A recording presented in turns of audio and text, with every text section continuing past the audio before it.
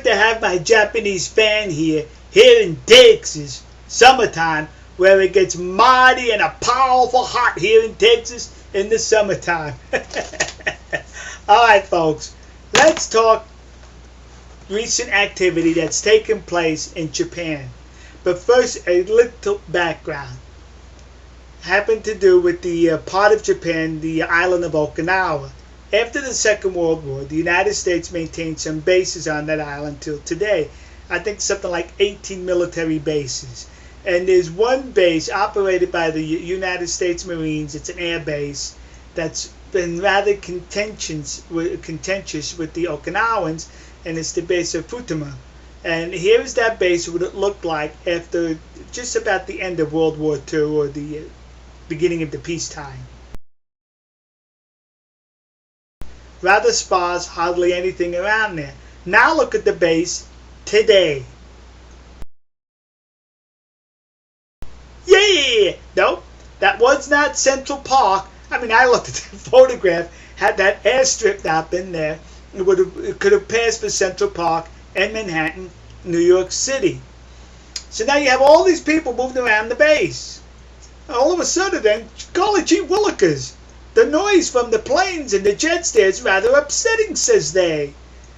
Not only that, but the fact that submarines have behaved shamefully and dishonorably, specifically with 2 rapes that took place. Sure, they face Japanese justice, but does that reconcile what happened with the victims and their families? I think not. So perhaps they have some legitimate gripes in that respect. I can appreciate that. So in the recent elections in Japan with the Prime Minister, Hatoyama and his political party won. And one of his campaign promises was that if elected, he would make sure that that base, Futenma, gets moved off of the island of Okinawa. And the Okinawans supported him based upon that promise. So now he becomes Prime Minister, and the realities of the office hit the gentleman. The realities such as, there's an agreement signed in 2006 between the United States and Japan to keep the island, to keep the base on the island, but move it to a less populated area of the island. Well, he was not able to renegotiate that agreement with the United States. For whatever reason, the United States wanted to stick to that agreement, the 2006 agreement, and keep the base on the island. So because he was not able to keep it, or he didn't have pressure, and I'll get into that, he lost popularity with the people of Okinawa. In addition to the fact that his one of his aides or somebody on his staff was involved in campaign finance irregularities. So these 2 embarrassments caused his polls to plummet to something below 20%, causing him to resign. Hello, Nancy Pelosi, you hear that?